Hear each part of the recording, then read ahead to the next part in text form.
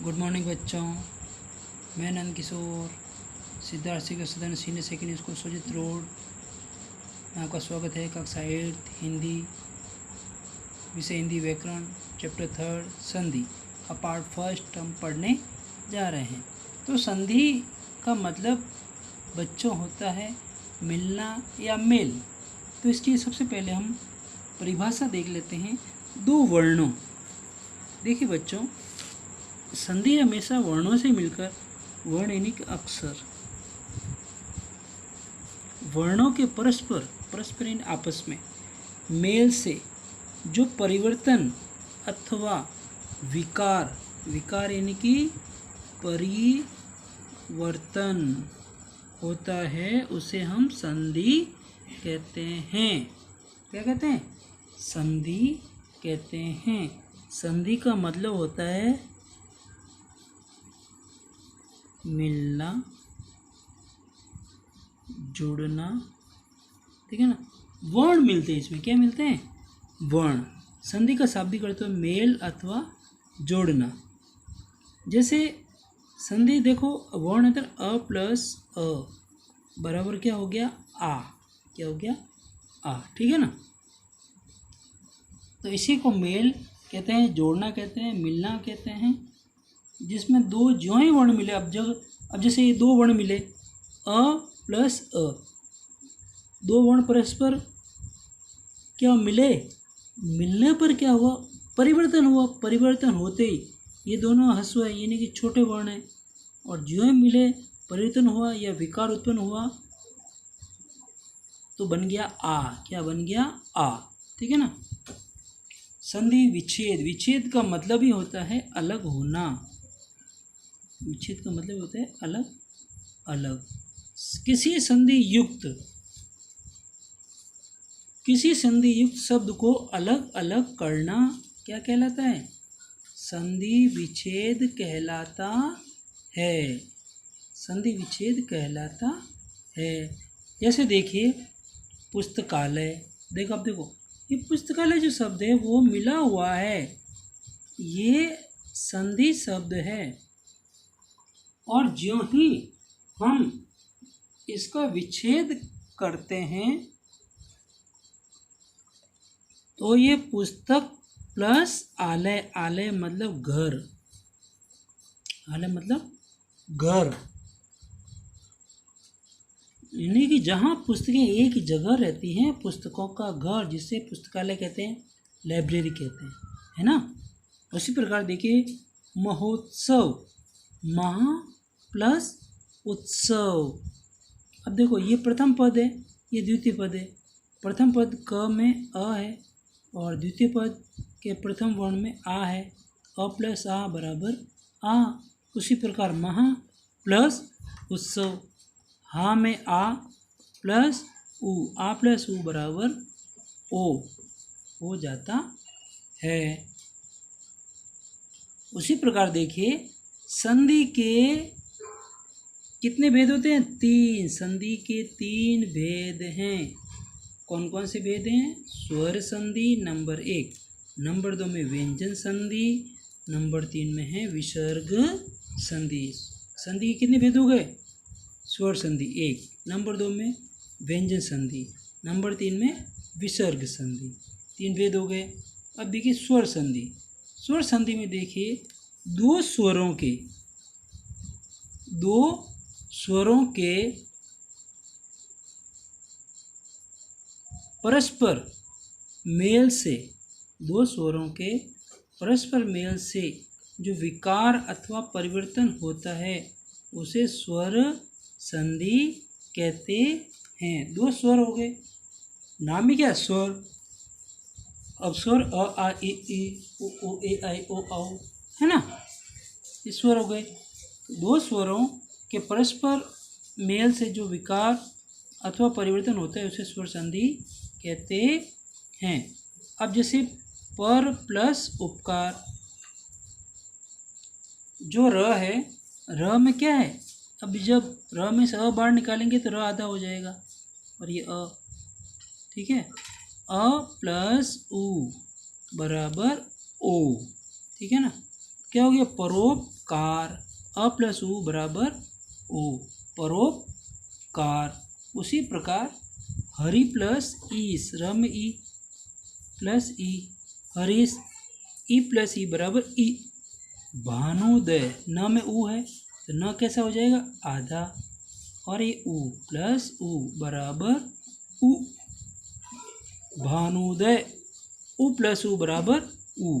तो देखिए अब स्वर संधि के 5 भेद होते हैं। स्वर संधि के कितने भेद हो गए, 5 भेद होते हैं। स्वर संधि के 5 भेद होते हैं। स्वर संधि के 5 भेद होते हैं। कौन कौन से, दीर्घ संधि, दीर्घ यानी गुरु कह सकते हैं, बड़ा कह सकते हैं, फिर है गुण संधि, फिर है वृद्धि संधि, फिर है यण संधि और अयदि संधि। प्यारे बच्चों, इम्पोर्टेंट क्वेश्चन है कि स्वर संधि के कितने भेद हो गए, 5। दीर्घ संधि, गुण संधि, वृद्धि संधि, यण संधि, अयदि संधि। अब देखो ये गुण संधि का जस्ट उल्टा है वृद्धि संधि। गुण में एक मात्रा होती है, वृद्धि में डबल मात्रा होती है, ठीक है ना, ध्यान रखना। और जब ये सभी दीर्घ, गुण, वृद्धि, यण होते हैं, इन सभी को जोड़ देते हैं तो ये अयदि संधि बन जाती है। अयदि में इन चारों का निचोड़ आ जाता है। अ का देख लो, ए का देख लो, औ का देख लो, है ना, ऐ का देख लो, ये सभी जो है सारा अयदि संधि में आ जाता है। तो ये 5 नाम याद रखने आपको। अब देखिए दीर्घ संधि। दीर्घ संधि यानी कि दीर्घ का मतलब बड़ा, गुरु, है ना, श्रेष्ठ। जब ह्रस्व अथवा दीर्घ स्वर अ, ई, उ के बाद क्रमशः ह्रस्व या दीर्घ अ, ई, उ, अ, ई, उ जब होते हैं तो ये दोनों ही स्थान पर क्या होता है, ये दीर्घ हो जाती है, ठीक है ना। तो ये दीर्घ संधि कहलाती है। क्या कहते हैं मैंने आपको कि दीर्घ अथवा स्वर, दीर्घ ह्रस्व अथवा दीर्घ अ, ई, उ के बाद वापस ह्रस्व या दीर्घ अ, ई, उ हो तो दोनों के स्थान पर एक दीर्घ स्वर बन जाता है। वो दोनों मिलकर क्या होते हैं, बड़े हो जाते हैं, आ, ई, उ हो जाते हैं। तो देखिए अपन देखते हैं, जैसे भावार्थ शब्द देखते हैं, भावार्थ, ठीक है ना। तो भाव प्लस अर्थ, ये है प्रथम पद, ये है द्वितीय पद। अब प्रथम पद का द्वितीय वर्ण ये वाला व, अब ये व है, व में से अ को बाहर निकाला तो वह कैसा रह गया, आधा। अब द्वितीय पद का प्रथम वर्ण क्या है, अ, तो ये अ प्लस अ बराबर क्या हो गया, आ, ठीक है ना। अब ये अ इसमें वो में मिल जाएगा तो ये वो पूरा बन जाएगा। ये हलंत जो है ना, ये हलंत ये हट जाएगा, ठीक है ना। और ये अ है, इसमें मिल जाएगा तो ये भावार्थ हो जाएगा। अधिक पुण्यात्मा क्या है, पुण्यात्मा, पुण्य प्लस आत्मा। प्रथम पद द्वितीय पद, प्रथम पद का द्वितीय वर्ण य है, य में से क्या बाहर निकाला, स्वर, ये क्या है, व्यंजन है, व्यंजन में से स्वर बाहर निकालेंगे तो ये अ प्लस आ, अ प्लस आ बराबर आ। अब देखिए शिक्षार्थी, शिक्षा प्लस अर्थी, ये क्षत्रिय वाला श है, क्षत्रिय वाले श में से स्वर बाहर निकालेंगे, ठीक है ना। तो आ प्लस अ, आ प्लस अ बराबर आ। ये सभी जगह बड़ा क्यों रखे? क्योंकि नाम ही क्या है? दीर्घ है। क्या है? दीर्घ। उसी प्रकार देखते हैं कारावास, कारावास यानी जेल, है ना। कारा प्लस आवास, र में आ प्लस आ बराबर आ, ठीक है ना। अभिष्ट, अभी प्लस इष्ट, ये भ क्या है? ये व्यंजन है। व्यंजन में से क्या बाहर निकाला? स्वर। कौन सा स्वर? ई। और प्लस के बाद देखिए ये भी ई है, ई प्लस ई बराबर ई। देवीच्छा, देवी प्लस इच्छा, ये प्रथम पद, ये द्वितीय पद। प्रथम पद का द्वितीय वर्ण वी है। वी क्या है? व्यंजन है। व्यंजन में से क्या बाहर निकाला? स्वर बाहर निकाला। कौन सा? ई, बड़ा ई प्लस ई बराबर ई। इच्छा।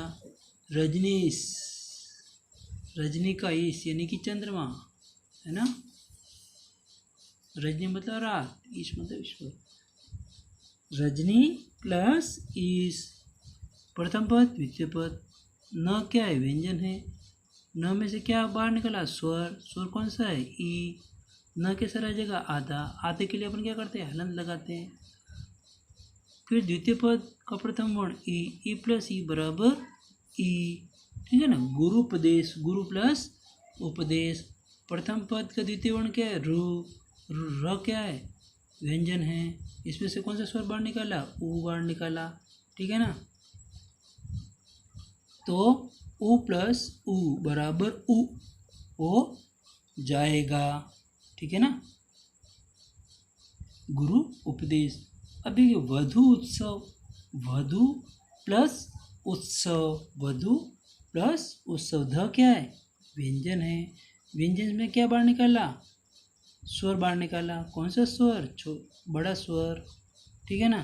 तो ध कैसा रह जाएगा? आधा। आधे के लिए अपन क्या लगाएंगे? निशान हलंत लगाएंगे, ठीक है ना।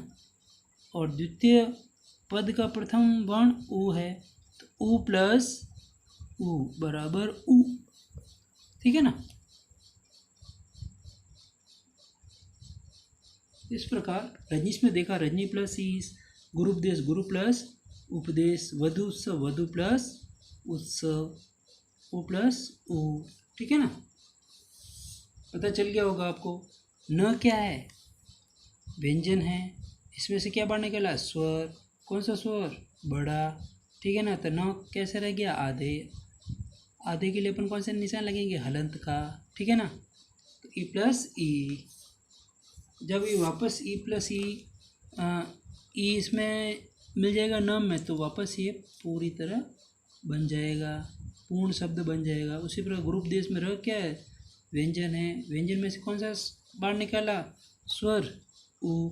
रह कैसा रह गया? आधा। ऊ प्लस ऊ बराबर ऊ।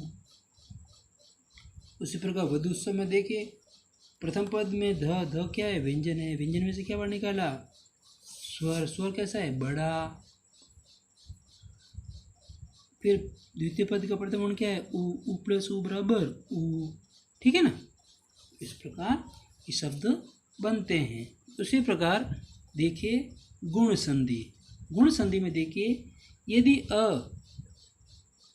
और आ स्वरों के बाद, अ या आ स्वरों के बाद ह्रस्व या दीर्घ ई उ या री हो, तो दोनों के स्थान पर क्रमशः क्या हो जाएगा? ए ओ अथा तथा अर हो जाता है। इसको और भी अच्छी तरह से समझते हैं अपन। तो इसमें देखते हैं अ या आ प्लस ई या ई क्या हो जाएगा? ए। ए भी कौन सा? छोटा वाला भाई, छोटा, ये छोटा, और इसमें ये भी छोटा, है ना। ये मात्रा जो है ना छोटी लगेगी। अ या आ प्लस उ या उ बराबर क्या हो जाएगा? ओ हो जाएगा। अ या आ प्लस री या री क्या हो जाएगा? अर। तो इस प्रकार हमने देखा कि दीर्घ में तो किसी भी परिस्थिति में हो चाहे आगे बड़ा है या पीछे छोटा है, फिर भी वो अंत में तो बड़ा ही होगा, क्योंकि नाम क्या है, दीर्घ है, इसलिए हमने कई उदाहरण भी देखे। ठीक है, उसी प्रकार गुण में क्या होगा, गुण में जो है वो मात्राएं वो छोटी वाली ही आएगी, ए और ओ की। ठीक है ना, उसमें क्या होगा, किसी भी परिस्थिति में अ या आ प्लस ई या ई तो ए हो जाएगा। उसी प्रकार अ या आ प्लस उ या उ हो तो ओ हो जाएगा।